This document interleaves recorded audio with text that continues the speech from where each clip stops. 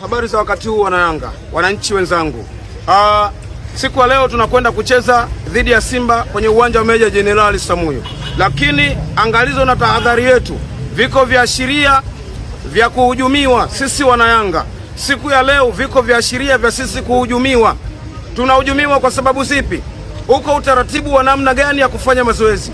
Katika mchezo wetu wa tarehe 1 dhidi ya Simba pale New Amani Zanzibar, Simba alikuwa mtu wa mwisho kufanya mazoezi, na kuna madhara aliyafanya kwa ushahidi wa wamiliki wa uwanja kwa vitendo vya kishirikina.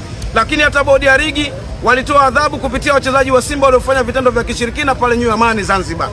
Lakini alikuwa ni mgeni, alifanya mazoezi siku ya mwisho, alifanya mazoezi muda wa mwisho. Lakini jana katika mazoezi ya mwisho Simba ameivamia Yanga. Yanga anafanya mazoezi na Simba anataka kuja tena kuwa mtu wa mwisho kufanya mazoezi. Hii sio sawa. Hii ni hujuma. Anakuja kufanya mazoezi mtu wa mwisho kwa sababu zipi? Anataka afanye kama alivyofanya New Amani.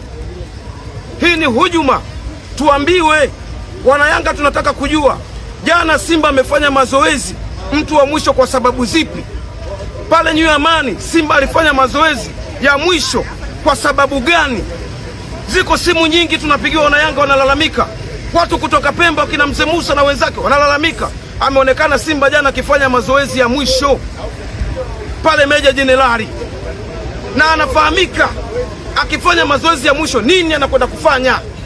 Hii sio sawa wana Yanga. Tunalalamika, kuna viashiria vya kuhujumiwa. Lakini la mwisho, tumeletewa waamuzi kutoka nje. Sawa, tunakubali. Lakini je, endapo watashindwa kutumia sheria 17, adhabu yao watapewa nani? Kama tuna utaratibu wa kupitia kamati ya masaa 72 kuwaadhibu waamuzi wetu, hii watakapokosea wataadhibiwa na nani?